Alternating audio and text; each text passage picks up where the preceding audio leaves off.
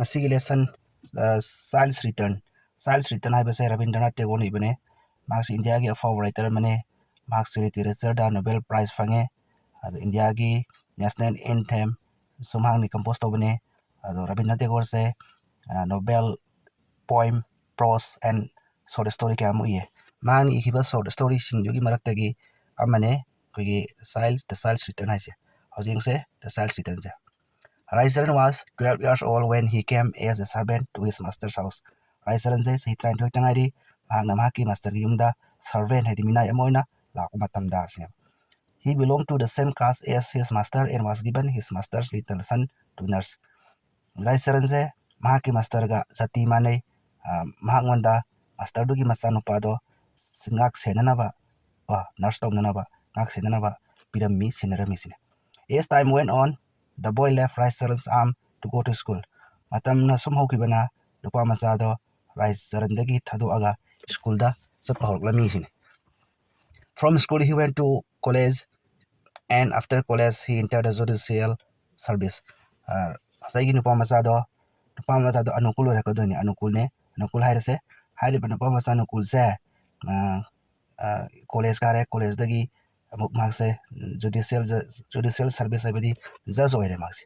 Always until he married Raisaran was his sole attendant. Abadi ngasagi anukul se anukul se luhong bo phawada Raisaran sina anukul gi amatangaireba senaba mi moirame maki luhong bo phawada anukul sigi senaba mi haibase Raisaran ka oirami sineba. Luhong amatung dadi maki ngasagi Raisaran gi magi anukul senabagi responsibility se maki di anukul gi pida pada sinakrani ka yang se makata. But when a mistress came into the house, Raisaran found two masters instead of one. Hojik anoba mistress amayum dala abnina Raisaran se master ani fange. All his former influence passed to the new mistress. Mahaki hanagi leramba anukulbu senabagi responsibility do laiba anoba mistress to da chatkirami sinebga. This was compensated by a fresh arrival. Anoba amalakwana mahaki responsibility do amaka hingal halami sineba. Kaino no lakpage hebtingse. Anukul had a son born to him, and Raisaran, by his unsparing attention, soon got a complete hold over the child. Anukul se wi masanu pa ama fange do hojik Raisaran sina mahaki senaba se hairiba Anukul gi masanu pa da amuk oirami sine. He used to toss him up in his arm, called to him in absurd baby language. Raisaran na nupa masadubu mahaki makutna pairaga langkatpi sanarami mahawanda di baby language sinarakanda angangi wahiwata sinaraga kausu torami sini. Put his face close to the babies and draw it away again with a laugh. Haibadi nupa masado ngang masado Raisaran gi mamai manakta amuk thangmani amak thaptokani aduga nokani sinaba. Next paragraph singse. Presently the child was able to crawl and cross the doorway. Angang masado hojik kuru kutup chapa hire adi thongjin kan baso hire. When Raisaran went to catch him, he would scream with mischievous laughter and make for safety. Raisaran na nupa masa angang dubu phanaba chatpa kanda wigi nupa masa duna lauraga sen khigani ko aduga khudong thiba thokadabadagi masana kanjabasu edi laithokjabasu ngamlammi sineba. Ngasai angang sini khwaija. Raisaran was amazed at the profound skill and exact judgment the baby showed when pursued. Raisaran do angang machadugi yamna hi singbadu ubada angakpa forami sineba. He was said to his mistress with a look of awe and mystery, "Your son will be a judge someday." Raisaran na mahaki mistress da angang dugi mamada ko yamna ngakpa amago loina hairami kadina mahaki nasanupa se judge matamamada soidun oigani sina. Next paragraph tingse. New wonder came in their turn. Anova angakpa mamuk lae kainingse. When the baby began to toddle, that was to Raisaran an epoch in human history. Angang masado hojik chatpa ho ngamakle. Chatpa ngamatam sida Raisaran na angang dubu hadadagi henamuk senaba gi mathau tawrami sine. When he called his father Baba and his mother Mama and Raisaran Sana, then Raisaran's Stacy knew no bound. Haibadi hꯧꯖꯤꯛ nupa masaduna mapada baba kauba haire mamada mama kauba haire Raisaran da sana kaure ado madu ugi do khangbada tabada Raisaran do harau bugin phailiram de sini. He went out to tell the news to all the world. Adum hakna haidi mipung khudimakta wafam ase mahaki harauba amadi angangduna ngangba hirakpado linaba thoklammi sine. After a while, Raisaran was asked to show his ingenuity in other way. Adi Raisaran da ngasai nupa masaduna mahak Raisaran gi hai singbado utnanaba hai wigi hairammeba hangammeba Raisaran sida nupa masa angangduna. He had, for instance, to play the part of a horse, holding the rein between his teeth and prancing with his feet. Raisaran do sagun saba tarami ado mahakna supli pairaga makhong su chonglammi ka. He had also to wrestle with his little charge, and if he could not, by the wrestler's trick, fall on his back defeated at the end, a great outcry was certain. Ado ngasai nupa masaduga Raisaran ga sanaba matamda nupa masaduna ngamba taragadi nokaneba aduga nupa masaduna kayumba ngamdaba taragadi kapkaneba adubu Raisaran ga wrestling mukna nupa masaduga sanayeba matamduda Raisaran na nupa masadubu ngamhanaba hodai adubu ngamde matamduda nupa masado kaplammi sineba. About this time, Anukul was transferred to a district on the bank of Padma. Matam adwaida Anukul se wigi Padma River gi mapan dalaiba district amada transfer tawrami sine. On his way through Calcutta, he bought his son a little go-kart. Mana Kolkata fauruga sapada Calcutta dagi nupa mata dugi wigi thaunaba gari ama lerami ka gari masam lerami. He bought him also a yellow satin waistcoat, a gold lace cap, and some gold bracelet and anklet. Ka haibadi ngasai Anukul sina mahaki masatu gidamakta waistcoat am sulerami ai cap tupi ma sana yaurbo tupi ni ka sanana decorate over tupi ni adigi bracelet khuji ni adigi anklet khongji ni sanana decorate over pot naktan haring chingchika. Alright, sim khojin lerame. Raisaran was wont to take this out and put them on his little charge with ceremonial pride whenever they went for a walk. Raisaran na hairiba pot chai makai singdo angangduda sibiraga upiraga khige makhoina karigumba amagi thokpa chatpada di hairiba pot chai singdo upaga siraga thoklammi sine. Then came the rainy season, and day after day, the rain poured down in torrent. Asagi rainy season rainy season matam sida nong se kanna sure nong kanna sure. The hungry river, like an enormous serpent, swallowed down terraces, villages, cornfield, and covered with its flood, and to flood the tall grasses and wild casuarinas on the sandbank. Hadi adum naba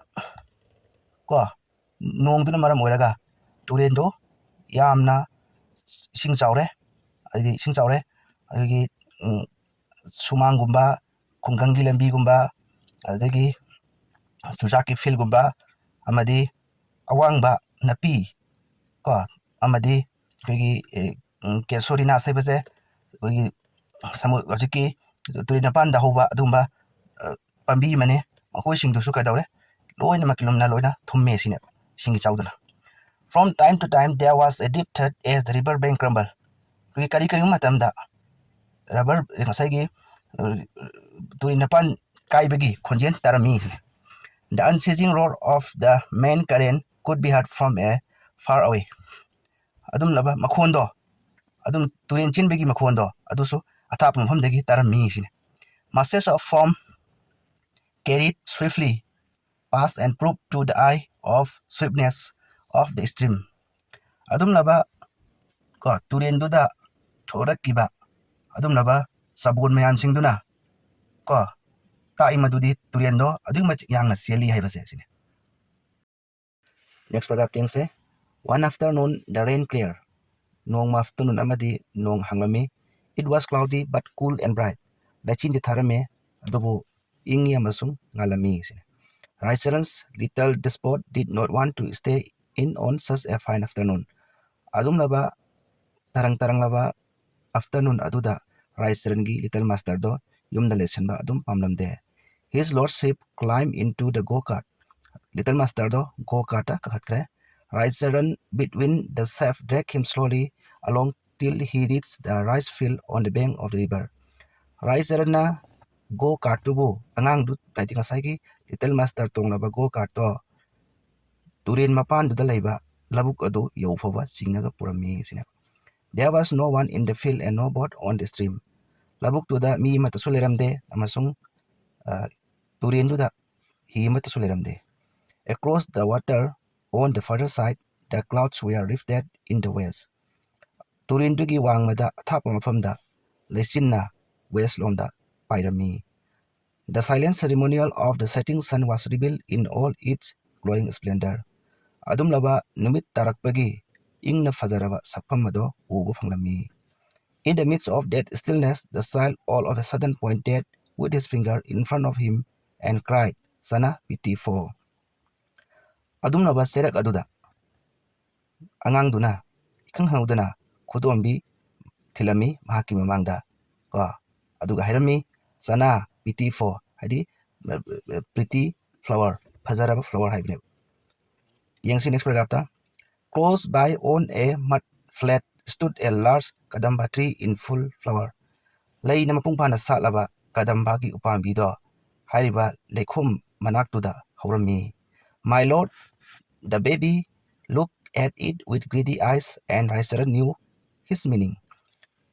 Ngasaygi baby angang masaduna mahaki mamituna yamni kaulangna munna yang lami upambi duda. Mado Raiserna adugi meaning kanglami sina. Only a short time before he had made out of this very flower bowl a small go-kart, and the child had been so entirely happy dragging it about with a string that for the whole day Raisaran was not asked to put on the rein at all. Haibadi ngahektangi mamangda Raisaran na ngasaygi adumlaba kadam batrigi fajaraba lay do hega akanda apikpa go-kart ama apikpa gari ama chingnaba gari ama semlami. Hariba gari do angang aduna harauna chingbi sanarami. Ado nimitigi oinadi Raisaran do sagon sanaba hairamde sina. He was promoted from a horse into a groom. Raisaran che horse was harambadagi horse bu senaba mi ama oina ohellami sina baje.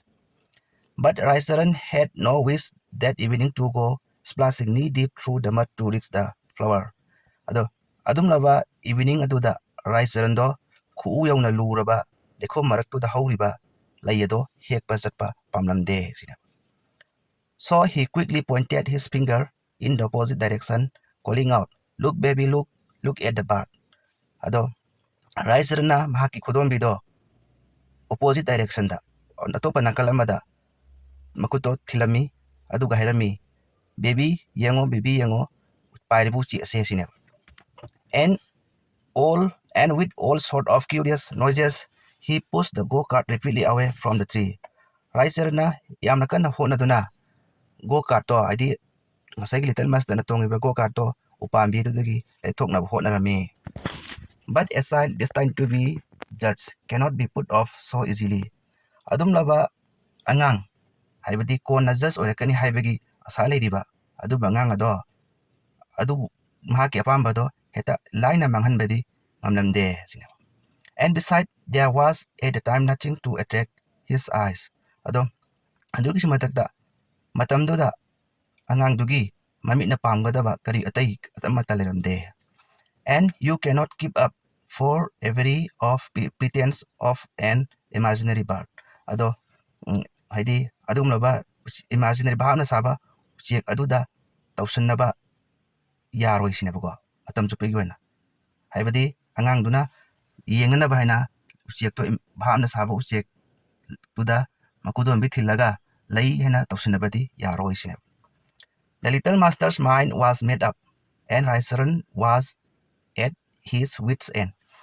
Ngasai little master gi wakal maki apambado fix tawkre made up bati hongba leitre, and Raisaran no kadore hadi tofum kangre. Very well, baby, he said at last. You sit still in the cart, and I will go and get you the pretty flower. Ado Roibada Raisaran haire, fare baby tudi nang cart tuminna pamagalayo. Ko ay laido hekba chatke sina. Only mind you don't go near the water. Makaso hayra mimana turin ising mapa na sida ising gimanakta nang changanu chaluganu hayra me. As he said this, he made his leg bare to the knee and waded through the oozing mud towards the tree. Madu hayraga Raisarana mahaki kuyauna mahaki kungrau do takhale aduga lekho maraktuda upambiduta yaunanaba satlami sina. Next paragraph say, the moment Raisaran had gone, his little master's thought went off at the racing speed to the forbidden water. Raisaran na hek chatkibaga, little master gi wakhando kanna cheliba changano hana thingamba ising adonda leirami wakhando khalami sine. The baby saw the river rushing by, splashing and gurgling as it went. Angang masaduna singduna chenbado urami leirai deibasu urami makhol haubudusu tarami. It seemed as though the disobedient wet-bled themselves were running away from some greater Raisaran with the laughter of 1,000 children. Masai turin dugi wet-bled haibadi ithak macha singdo adugum laba harau tayam laba angang lising kayaga sangdamnari. Hairiba angang lising harau tayam laba angang lising kayado Raisaran dagi hena chawba amadagi chinthorakba amadona tawrami heba. At the sight of their mischief, the heart of the human child grew excited and restless. Adugum laba ngausanaraba angang mayamsing harau tayamba angang mayamsing do ubada ko miyoi bagi angang uriba miyoi bagi wakhalado kadawi pathaba ngamnamde. He got down stealthily from the go-kart and toddled off toward the river. Mahangna tuminna go-kart ki kumthare aduga river romda satlami. On his way, he picked up a small stick and leaned over the bank of the stream, pretending to fish. Mahangna satpakanda manak adwaida leiramba apikpa chayema khungalami. Aduga turin mapanduda nga favadona non tharami. The mischievous fairies of the river with their mysterious voices seemed inviting him into their playhouse. Adum lava fairies haibadi adum lava apikpa jiba masapan ba miyoi ba ni small creature ni hairiba adum lava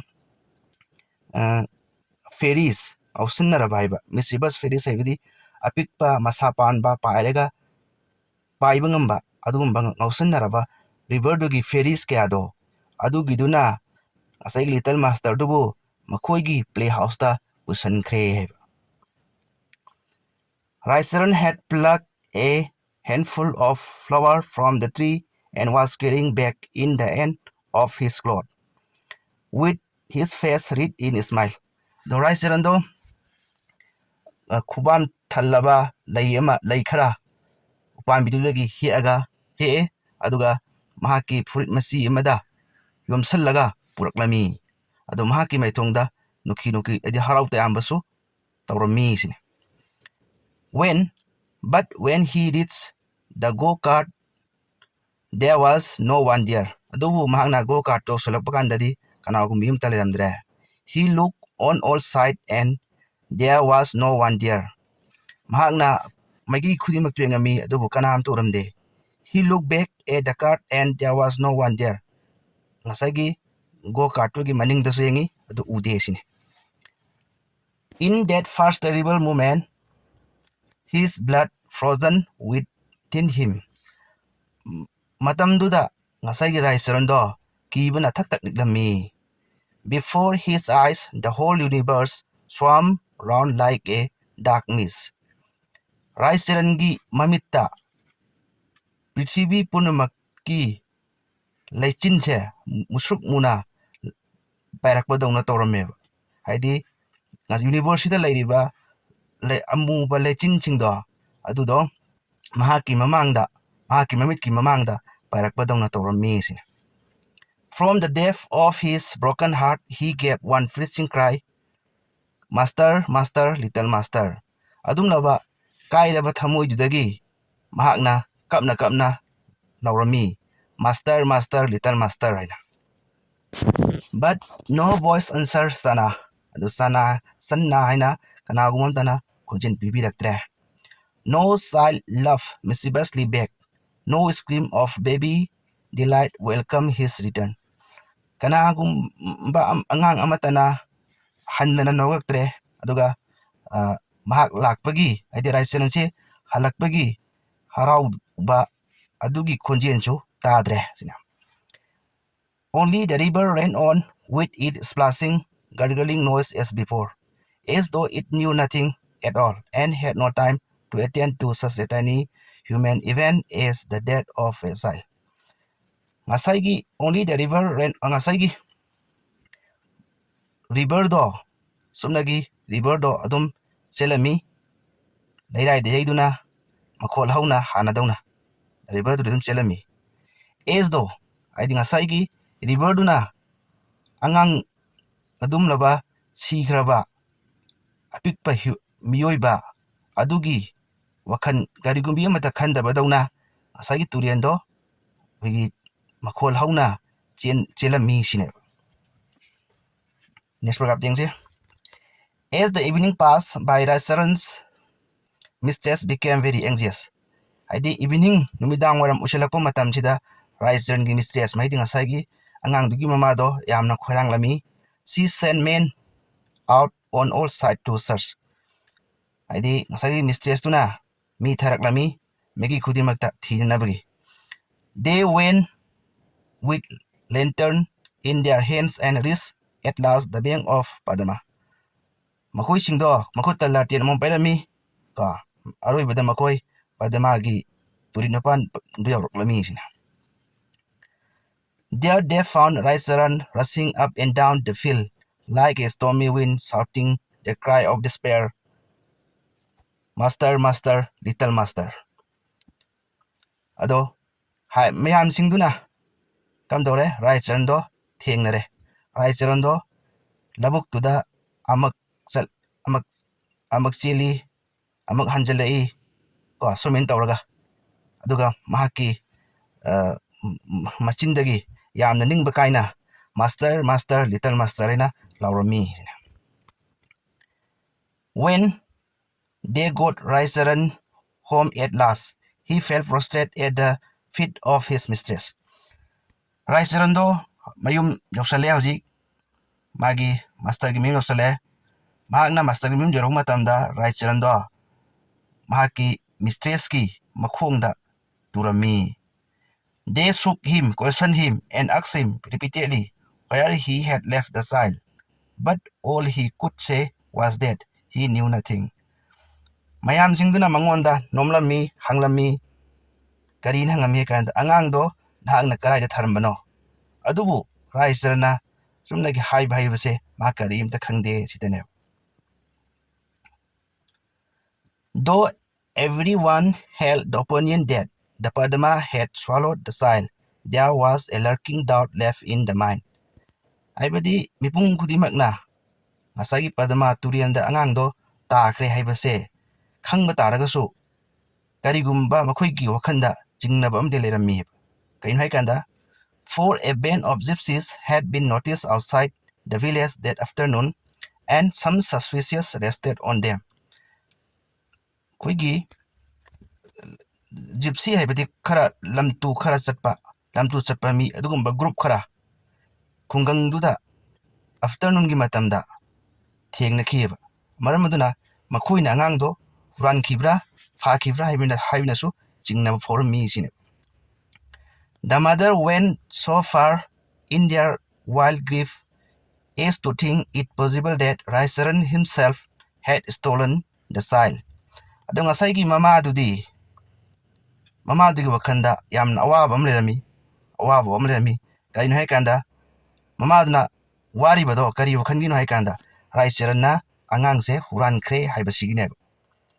She called him aside with piteous entreaty and said, Raisaran, give me back my baby.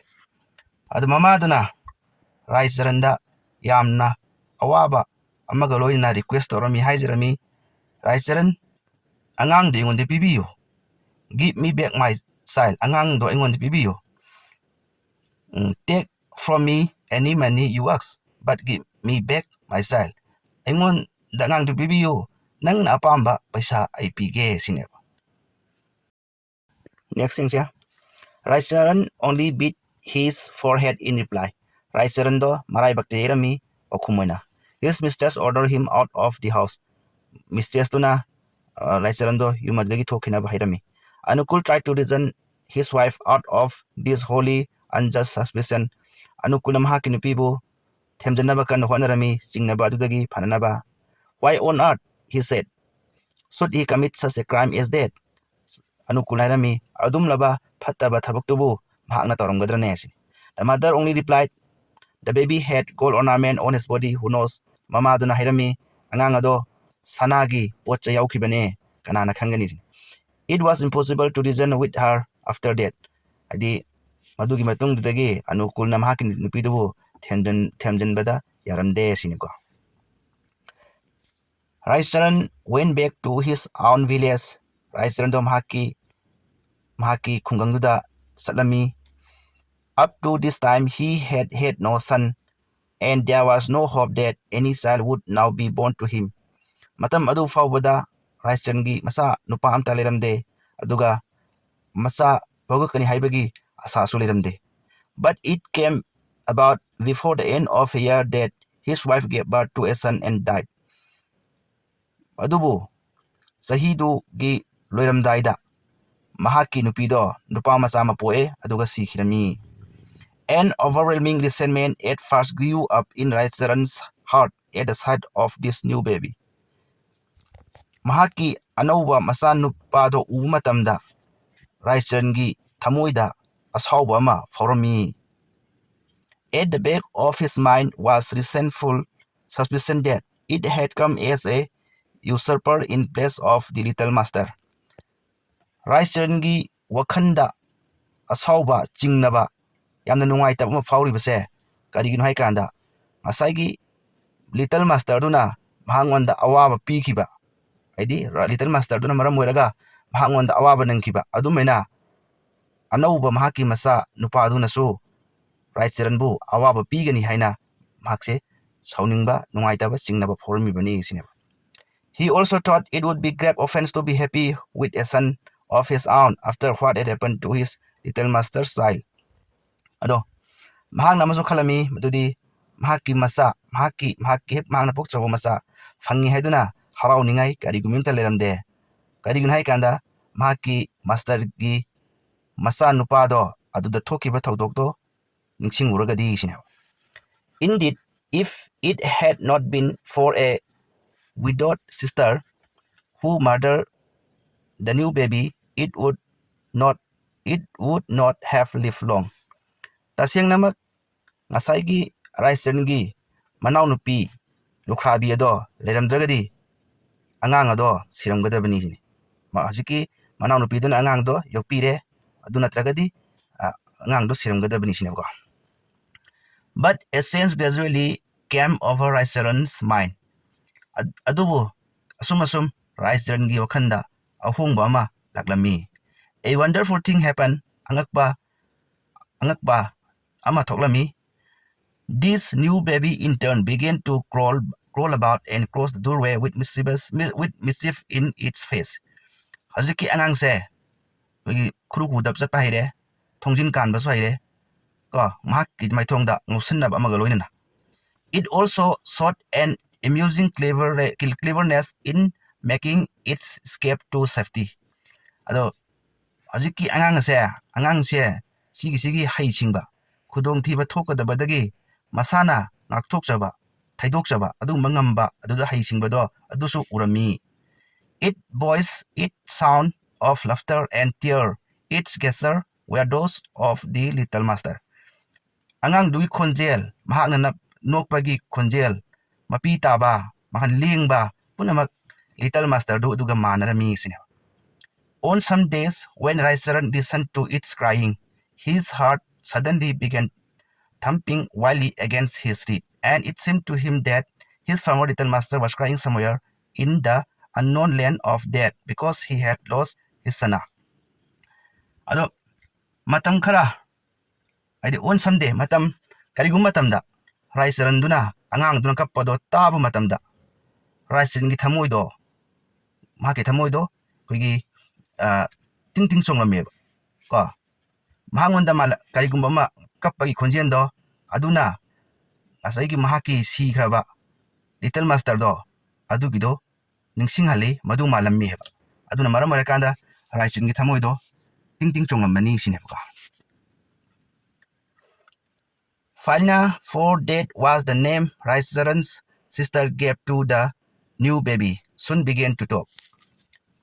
Falna kawe, Falna haibase Raisaran gi manau nupiduna Raisaran gi manau nupiduna angang nupa macha da thon ba mingni Falna haibase ma hojik wangang bahire. It learned to say Baba and Mama with a baby accent. Adi angang masado Baba haiba haire ima haiba haire ko sini. Baby ki wahida kunjenda kondokta. When Raisaran heard those familiar sounds, the mystery suddenly became clear. Raisaran adum laba khonjel angakbu khonjel taw matamda kari ko ma adi mahangwanda khangdana lairamba ama khanglammi khangdana lairamba ama khanglammi kaindengcha. The little master could not cast off the spell of his sana, and therefore he had been reborn in his own house. Masaigi little master aduna mahaki machindagi sana haibado thadokpa ngamlamdeba. Aduna maram oiraga mahakna mahaki yumda mahaki masanupa ama pokchabani sine. Maduni ngasagi angakpa ama clear oire haribase. The three arguments in favor of this were to Raisaran altogether beyond dispute. Ado kamda hekanda aibadi ngasagi angang mahak little master adugi mahut sikiba little master adugi mahutta mahak Raisaran gi mayumda masanupa ama phangjabani haibase masijigi support tawba oina aikuigi adugi support tawba oina wafam ahum gatang piri adu yengse. The new baby was born soon after his little master's death. Haidi anouba angang adi Raisaran gi masam phangdarise little master siraba matungdani sine. His wife could never have accumulated such merit as to give birth to a son in middle age. Mahaki nupido, Raisaran gi nupido, ahal loibana maram oiraga angang pokani haibagi asa leitrabani sine. The new baby walked with a toddle and called out Baba and Mama. There was no sign lacking which marked out the future judge. Ngasaigi nupa masa se mahakna satpa hairakpa salakpa mahakna Baba imaina kauba ko amadi hojiki angang asida kona judge ama oirakani haibagi awatpagi khudam karigumimta leiramde. Hairiba wafam ahum sina kai tae kanda ngasagi little master sikibado adugi mahutta Raisarana anau masama phangjabani sineba haichiko. Alright. Next thing say, then suddenly Raisaran remembered the terrible accusation of the mother. Asaigi Raisaran khanghaudana ningsinglagrami little master gi mamana mangonda maran serkibado. Ah, he said to himself with amazement, the mother's heart was right. She knew I had stolen her child. Raisaran na masana masada pakhatna haijarami kariena ꯉꯁꯥꯏꯒꯤ little ꯃꯥꯁꯇꯔꯒꯤ ꯃꯃꯥꯅ ꯍꯥꯏꯈꯤꯕꯗꯣ ꯑꯆꯨꯝꯕꯅꯤ, ꯃꯍꯥꯛꯅ ꯈꯪꯉꯤ ꯑꯩꯅ ꯃꯍꯥꯛꯀꯤ ꯃꯆꯥꯅꯨꯄꯥꯗꯣ ꯍꯨꯔꯥꯟꯕꯅꯤ ꯍꯥꯏꯕꯁꯦ ꯁꯤꯅꯦ. When once he had come to this conclusion, wafam ase hek yausalakpada, masi wafam ase yausalakpada, he was filled with remorse for his past neglect. Raicharan do hauki matamda mahana chekshal haudaba adugi damakta nungaitaba na pik thalami sine. He now gave himself over body and soul to the new baby and became its devoted attendant. Hojikti Raicharan do mahaki thawai hakchang yauna mahaki masado senare sine. He began to bring it up as if it were the son of a rich man. Raicharanna mahaki masadubu ina khunba amagi masa amadona yoklami. He bought a go-kart, a yellow satin waistcoat, and a gold embroidered cap. Mahakna Raicharanna go-kart haibadi angang na thaunaba gari masado lam lerami, waistcoat lerami, adagi cap golna lighting laba tupi lerami. He melted down the ornament of his dead wife and made gold bangle and anklet.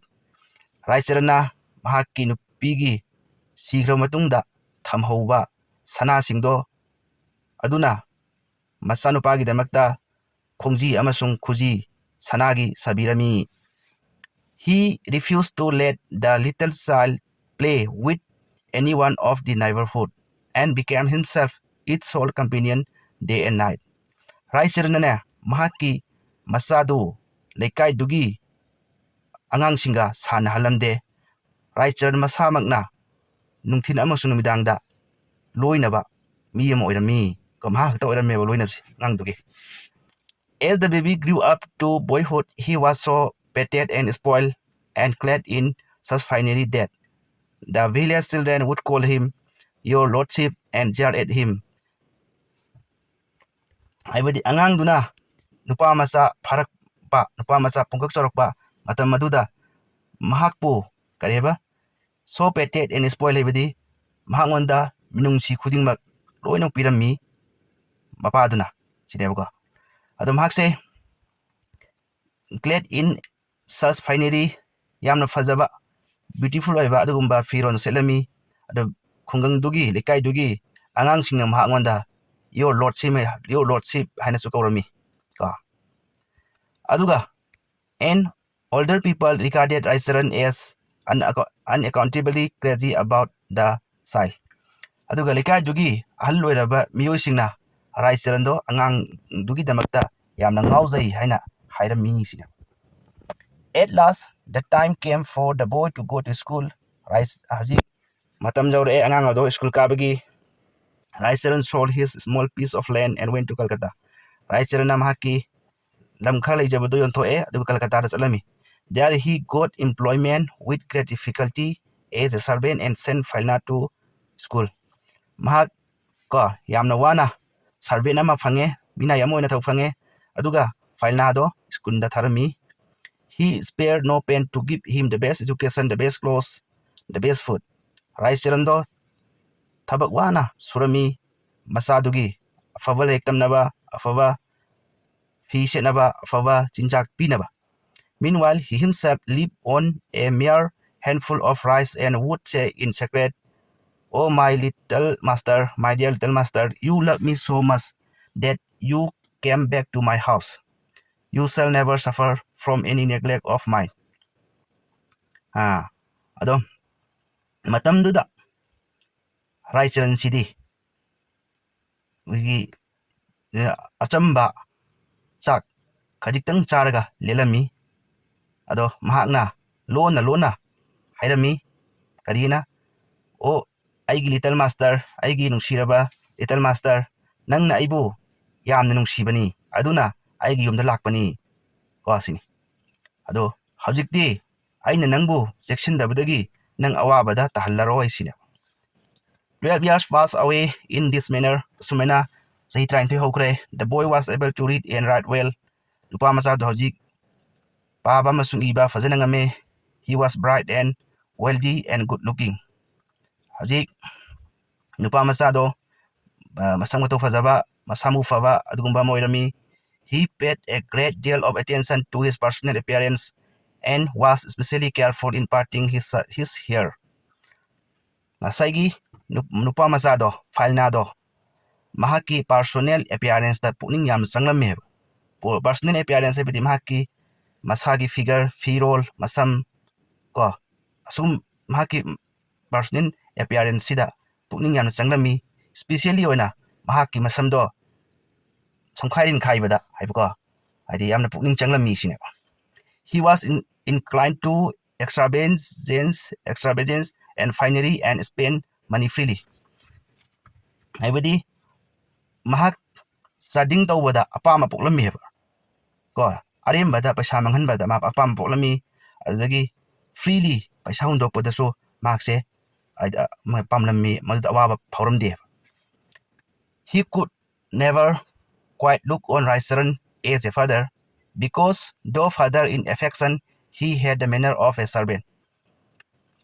Mahak ngasagi financiane Raisaran se mapa amadona udeba yengdeba. Mahak wakhan adi do father in affection father amagi minungsi leiba taraga soiba. He had the manner of a servant ko haibadi servant amadona mahaki Raisaran sibu khalami sine. A further fault was this, that Raisaran kept secret from everyone that he himself was the father of the child. Aduga aran ba amana bu kaino haikanda Raisaran na arun boy na tharami karina Raisaran masasibu Falnagi mapani haibase mase Raisaran na arun boy na tharami hebako lot la tharami haidoklamde phungdoklamde sine. Next thing say the students of the hostel where Falna was boarder were greatly amused by Raisaran's country manner and Asaigi hostel haiba hostel duda Falna sulai haiba hostel dugi satra singduna Raisaran gi country manner haidi cham balam chattuda nokna birami, and I have to confess that behind his father's back Falna joined in their fun. I have to confess that I as a writer sini sina adi ngakpi na ba haijaningi phaifam to eba kaino haikanda ngasai mapadubu nokna bada Falna su yorami sina adigi damakta writer na ngakpi pham to i na hairami. But in the bottom of their hearts all the students loved the innocent and tender-hearted old man, and Falna was very fond of him also. Adubu satra singdugi thamoida adumlaba mara lejitraba ko halloiraba mi adubu nungsiyo phorami amasung Falna na mahakpu yamna pamlami sina. But as I have said before, he loved him with a kind of condensation. That's why I have said writers ni aina han hai khrabdu ni sini kaina hai kanda Falna na maki mapabu achobana masabu nungsiba adum nungsirame ko superior na lower nungsiba dona nungsirami sini. Raisaran grew older and older, and his employer was continually finding fault with him for his incomplete work. Raisaran do sum han oraklami mahaki badi Raisaran bu thabak piriba employer aduna mahakna thabak loisandabagi saurami. He had been starving himself for the boy's sake, so he had grown physically weak and no longer up to his daily tasks. Ngasagi Raisaran do kadaweba mahaki dupa mahaki masagi damakta sara silami maramaduna mahak physically solami maramaduna thabak to mapung phana tawbang namde. He would forget things and his mind became dull and stupid. Mak pot chai su kautok lami amasung hana dauna haising maso lami. But his employer expected a full servant's work out of him and would not brook excuses. Haibadi ngasai employer mahang thakwi riba miduna Raisaran dagi full work apung phaba work to pamlami amasung excuse to biram dir. The money that Raisaran had brought with him from the sale of his land was exhausted. Raisaran na mahaki lam macheto yolaga purapo paisa dusu loitokre. The boy was continually grumbling about his clothes and asking for more money. Lupa masaduna firol gi campaign mapada torami amasung paisa yamna hairami. Raisaran made up his mind. Raisaran hajik lepe maki okando fix tawre lepe decision ama laure. He gave up the situation where he was working as a servant and left some money with Falna and said, I have some business to do at home in my village and shall be back soon. Raicharan na mahak minay oirambado to'e. Aduga paisa khara Falnada sinarame aduga hairami aigi khungangda yumda thabak ama leire aduna ai chalukige ai yam thuna lakani haina. He went off at once to Baraset where Anukul was magistrate. Raichana salise Baraset hairi mafamduda Anukuldo just oirga leye. Anukul's wife was still broken down with grief. Anukulgi nupido hajik foba yamna wana leirami. She had no other child. Mahak atopa masama yaudre. One day Anukul was resting after a long and weary day in court. Haidi nongmadi Anukuldo courta thabak wana surubagi potharaga leirami. His wife was buying at an exorbitant price a half from a mendicant quack, which was said to ensure the birth of a child. Mahaki nupina ko yamna tangba mana masing khara maiba amadagi laurami. Hairibu mana masing ase saba taragadi angang pokpagi chance lay sineba. A voice of greeting was heard in the courtyard. Sumang the kunjil amatarami. Anukul went out to see who was there. Anukul thore kanano yengba. It was Raicharan. Madu Raicharan oirami. Anukul's heart was softened when he saw his old servant. Mahaki ariba servantu bada Anukul gi thamoi do thotarami. He asked him many questions and offered to take him back into service. Mahak na question kaya so ngami aduga han na dawna thabak tawnabasu hairami sine.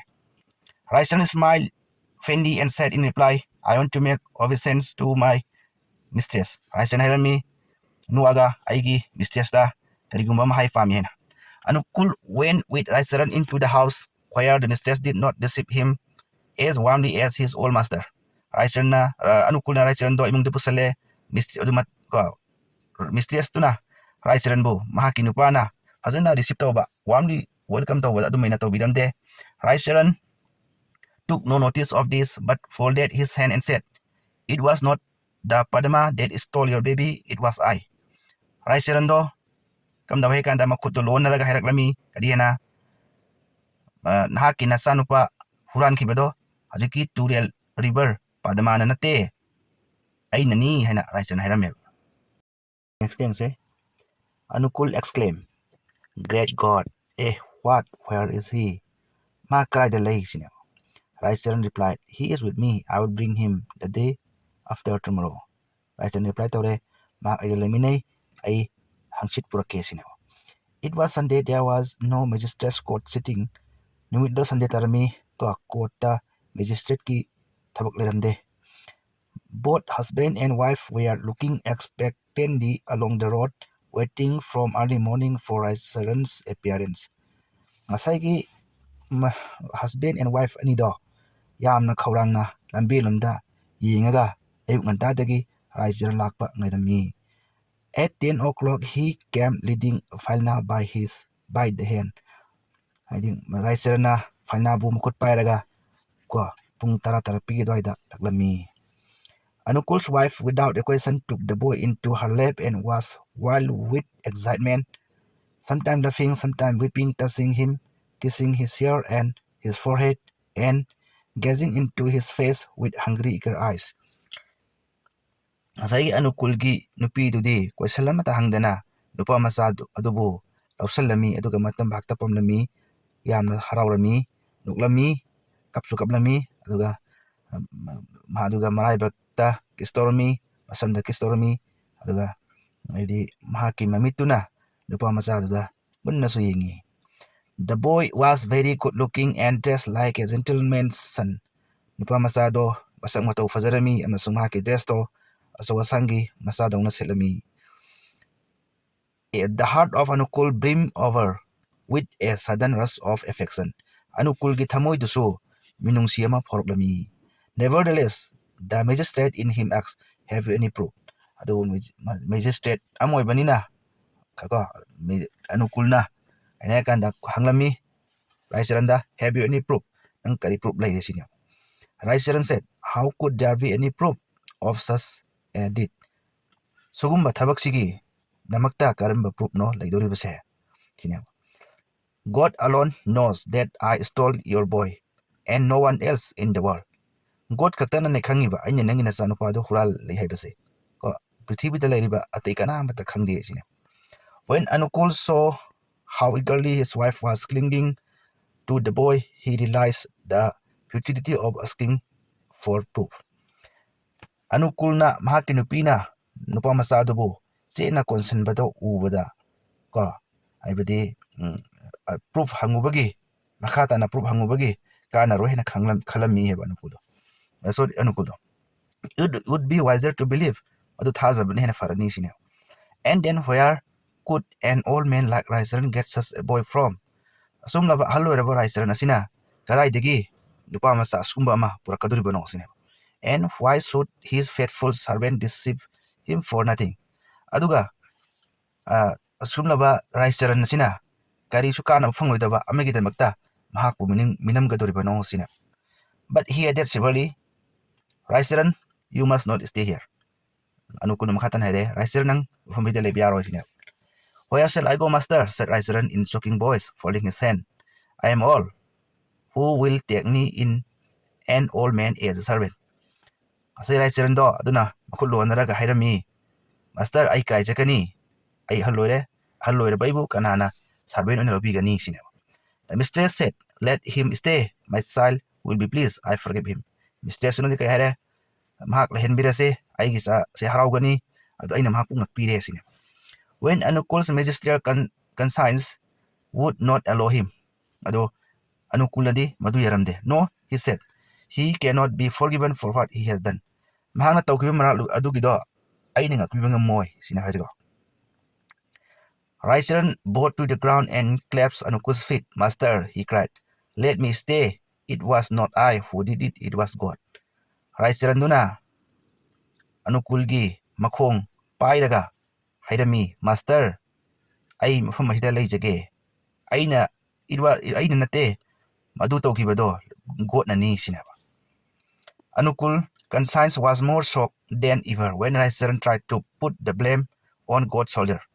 Anukul do amuk hena nungaitaba soningba forami Raisaran na haibadi maran punamak God ta thaijin baduda sinaba.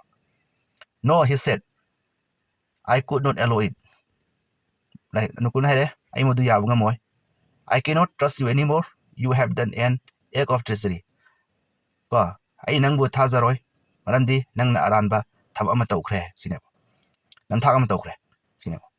Raisaran rose to his feet and said, it was not I who did it. Raisaran do hawgale aduga hari it was not I who did it. Adu tawkibado ay nate sinaba. Who was it then? Asked Anukul. Anukul nani kanar no mudu sinaba. Raisaran replied, it was my fate. Adu ay gilaybak nani sinaba. But no educated man could take this for an excuse. Ay di asgum laba darik haydaba mi amana ofam ado ya fam tokte ya roy sini. Anukul remain obdurate Anukul do oy mayada bada sapsana lay sini. When Falna saw that he was the wealthy magistrate's son and not Raisaran's, he was angry at first, thinking that he had been cheated all this time of his birthright.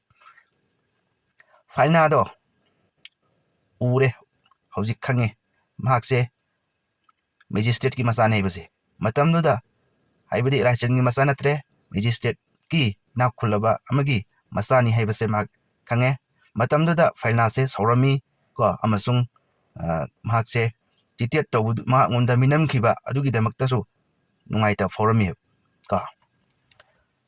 But seeing Raisaran in distress, he generously said to his father, Father, forgive him. Adubu aibdi Raisaran na waba do ubada. Masagi Falna na papa da hirami, Father, aku ngakpiro. Even if you don't let him live with us, let him have a small monthly pension. Mahak ne, ikoiga leihanba yadrabasu, leinhandrabasu, mahak ngwanda thagi oina pension kara pibi se sine. After hearing this, Raisaran did not utter another word. Madu tabada Raisaran do makata na wahairaktre. He looked for the last time on the face of his son. Aruiboina mahakna mahaki machanupada yenglami ka. He made obeisance to his old master and mistress. Mahaki master amazung mistress to the respect me. Then he went out and was mingled with the numberless people of the world. Ado mahak chatkre ko thoge aduga masing yamlaba miyam marakta tinkre sine. At the end of the month, Anukul sent him some money to his village. Thadu loisalakpada Anukulna masagi Raichandgi village to the address the iraga paisa tharme. But the money came back. My padubu paisado halaklami. There was no one there of the name of Raicharan. Kungang aduda Raicharan kova maming amata leite sine. That is the end of this lesson. Thank you for watching and listening.